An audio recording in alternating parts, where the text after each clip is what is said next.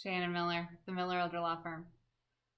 I want to talk about why we sometimes recommend a will instead of a trust, or a trust instead of a will. And I know this is a question that a lot of people want me to answer very quickly, and I always say, set an appointment. I can tell you.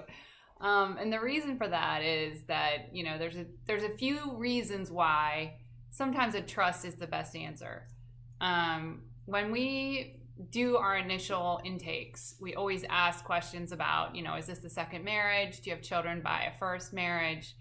Or do you have property in another state?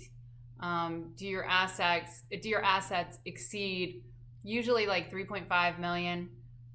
Those become really important factors. Or do you have a special needs child, or a child who has, financial difficulties, or who's in a shaky marriage? Like, a lot of those answers tell us whether or not a trust might be a better fit for you with an estate planning model that allows you to put forth a kind of instructions for what you want to happen to your assets after you die, as opposed to like one document that goes to the courthouse where the judge looks at it, decides who your creditors are, makes sure they get paid, marshals all your assets, and then says, okay, these are the beneficiaries, let's pay the money out. That's normally what we do with a will-based plan. But there are times, even when we have smaller estates, but we have second marriages, or we have very specific wishes of the person who's the testator or the grantor. Grantor is for trusts and testator is for wills. Where we might say, look, for you, this is, it's pretty complicated what you want to happen when you die, and a trust is probably better for you.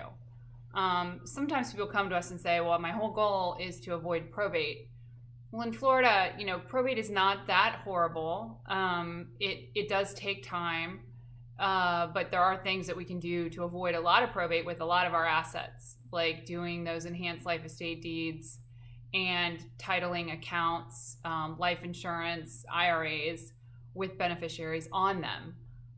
So, a lot of times when people tell us, we really want to avoid a probate process, that I try and direct them that may not be the real reason to have a trust. I mean, there are lots of good benefits to trust-based planning.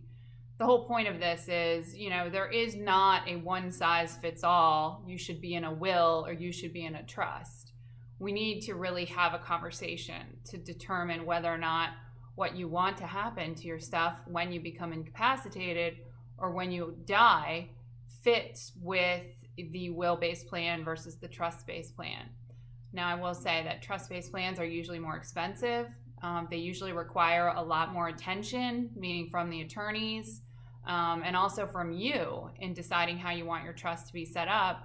And then moving forward, you need to manage it much more aggressively than you would a will, where basically it's a document that goes in, into your box, your fireproof box in your house, and hopefully you're going to review it about every 3 years to make sure it's still how you want it and that the law hasn't changed.